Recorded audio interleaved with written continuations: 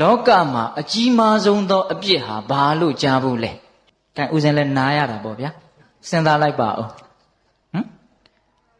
။မိစ္ဆာဒိဋ္ဌိမိစ္ဆာဒိဋ္ဌိမှာနိယတမိစ္ဆာဒိဋ္ဌိ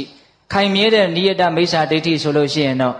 အဝိဇ္ဇိကြတတ်တယ်။အဝိဇ္ဇိကြတယ်နိယတဖြင့်ကြတတ်တယ်မဟုတ်ဘူးကြတယ်။အမေတ္တအဖေတ္တလို့အဝိဇ္ဇိကြတဲ့လူကဒီကဘာပြက်လို့ရှိရင်လွတ်တယ်။နိယတမိစ္ဆာဒိဋ္ဌိသမားများကတော့ဒီကဘာပြက်ရင်တခြားသောကဘာမှာရွှေ့ပြီးတော့ခံရတယ်လို့ဆိုတယ်။အပြစ်တကအပြစ်ထဲမှာ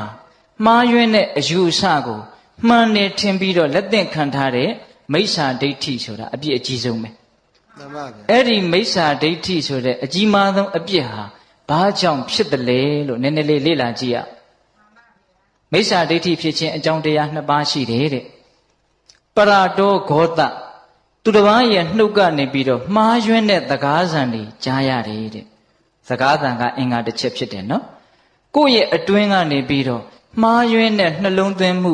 အယောနိသောမနတိကာရဖြစ်တယ်တဲ့။မှားတဲ့စကားသံနဲ့မှားတဲ့နှလုံးသွင်းမှုဒီနှစ်ခုပေါင်းမိရင်မိစ္ဆာဒိဋ္ဌိဖြစ်တယ်တဲ့။ဟုတ်လား။အပြစ်အကြီးဆုံးမိစ္ဆာဒိဋ္ဌိဖြစ်ဖို့အတွက်အကြောင်းတရားတစ်ခုသည်မှားယွင်းတဲ့စကားသံဖြစ်နေတယ်။ဟုတ်လား။ဒါကြောင့်မှားယွင်းတဲ့အယူဆတွေကိုဖြန့်ချိတဲ့ပုဂ္ဂိုလ်တွေဟောပြောတဲ့ပုဂ္ဂိုလ်တွေဟာအင်မတန်အပြစ်ကြီးတယ်။ဒါကြောင့်မြတ်စွာဘုရားကဖခင်လက်ထက်ကဟိုဒိဋ္ဌိဆရာကြီးတွေရှိတယ်ပုရဏကတ္တပဆိုတဲ့ဒိဋ္ဌိဆရာကြီးကိုမြတ်စွာဘုရားကဘယ်လိုပြောလဲဆိုတော့ပုရဏကတ္တပသည်အဲ့ဒါလူထောင်မြုံကြီးပဲ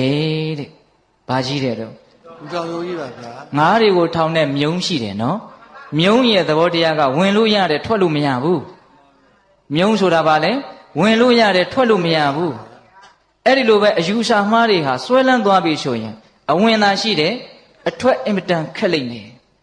ဒါကြောင့်လူတွေကိုမကောင်းတဲ့နေရာကိုရောက်အောင်ဖျားယောင်းသွေးဆောင်ပြီးတော့ထောင်နဲ့လူထောင်မျိုးနဲ့အင်မတန်အပြစ်ကြီးတယ်မှန်ပါဗျာဆိုလိုတာက